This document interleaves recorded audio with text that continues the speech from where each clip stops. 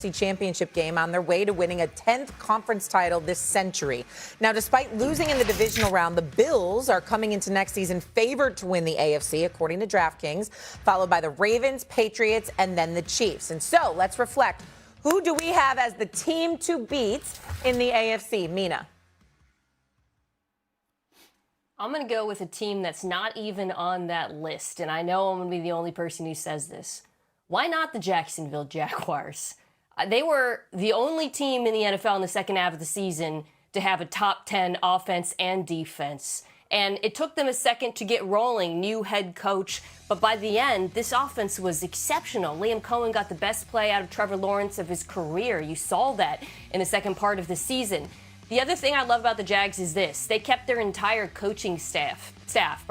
Anthony Campanile, their excellent defensive coordinator, was a head coach, a guy who drew some interest for a head coaching job. He stayed. This defense was phenomenal. I think they need to add a couple of pieces. Devin Lloyd is a free agent for sure.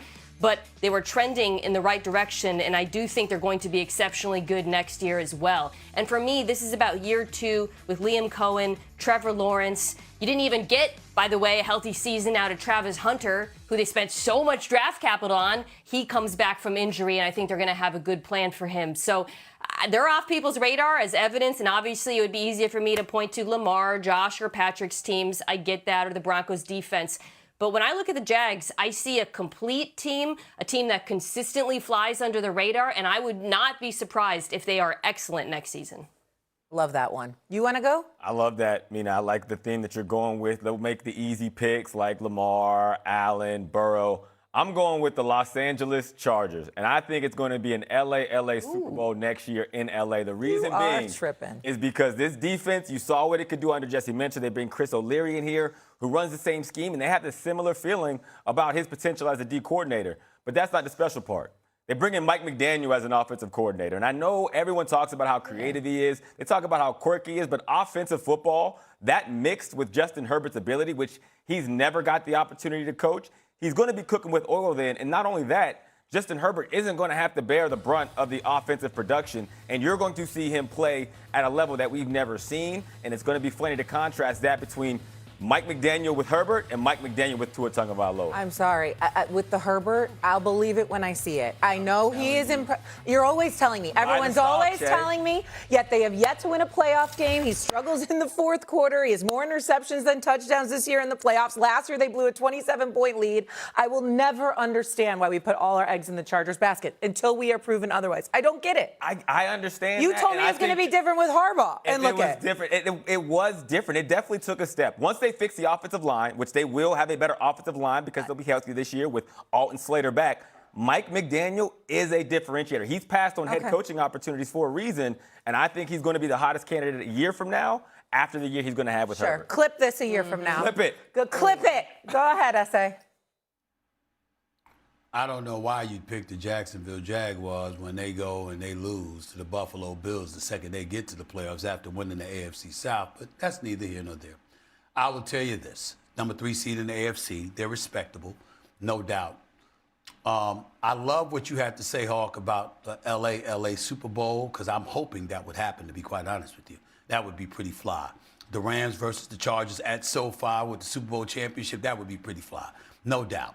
But that ain't going to happen. One of them's not going to make it, and that team is going to be the Chargers. The Rams, I think, can make it out of the NFC. I don't see the Chargers being able to pull that off. What happened to the Broncos, ladies and gentlemen? 14-3, number 1 seed, likely would have been in the Super Bowl if Bo Nix could have played. 68 sacks on the year, 4 shy of an all-time record, 4 different dudes led by Benito who had at least 7 sacks on the season.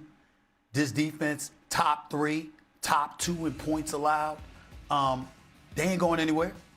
And I'm looking at them, and I'm looking at Bo Nix being back, Sean Payton being back, Cortland Sutton. I don't know what the status is of these cats contractually, whether it's R.J. Harvey or Sutton or Mims or anybody else. But I'm looking at the Denver Broncos, and I'm saying, why would I not pick them? I mean, I expect the AFC West to be really, really tough with Kansas City trying to resurrect itself and the Chargers trying to ascend. I get that part. But I'm looking at Denver, and I'm saying to myself, excuse me, They were the best team in the AFC this year with the #1 overall seed, and they would have been in the Super Bowl in a lot of people's eyes if their starting quarterback hadn't gone down in the divisional playoff game, in the second to last play of the game. So I'm like, wait a minute. I'm not going to sleep on them. If we have to pick a team who we believe is going to come out of the AFC, I say the Chargers should be that team. Most of us would probably pick Houston if we had any faith in their offense, but we don't. So because of that, the next best thing to me is the Denver Broncos. Mina, go ahead. I don't hate that pick at all. I'm not going to say it's a bad one, but I will say this. I think the AFC West is going to be much more challenging for Denver this next season.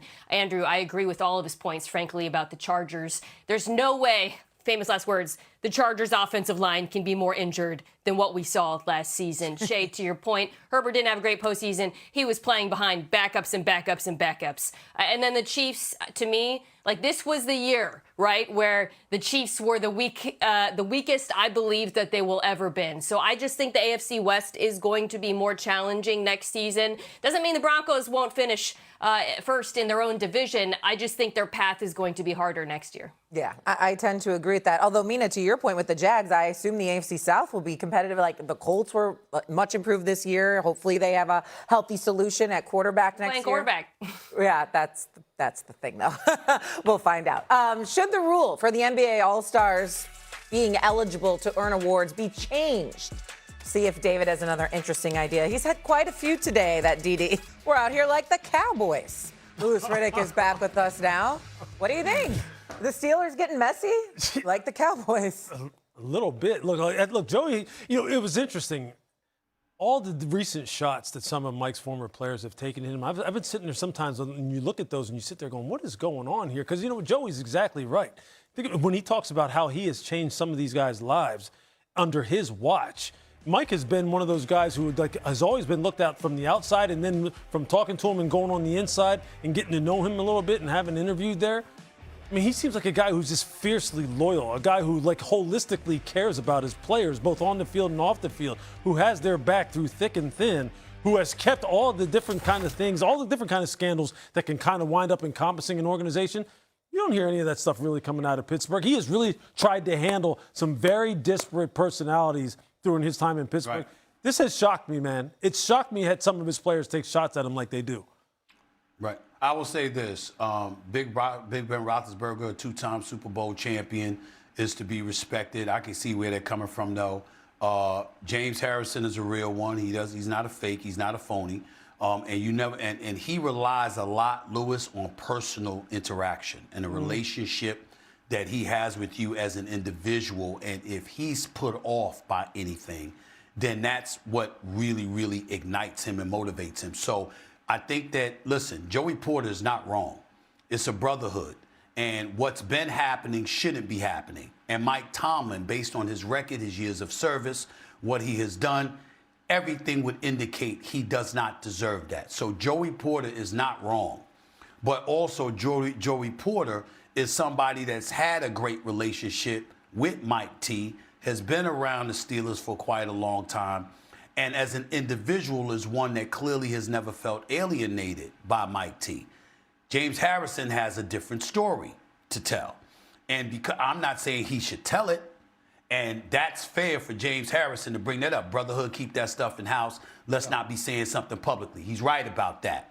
But just because Joey Porter feels a certain way about Mike T, as I do, as you do, doesn't mean James Harrison has to, because he has his own personal dealings with Mike T. And obviously something went wrong there.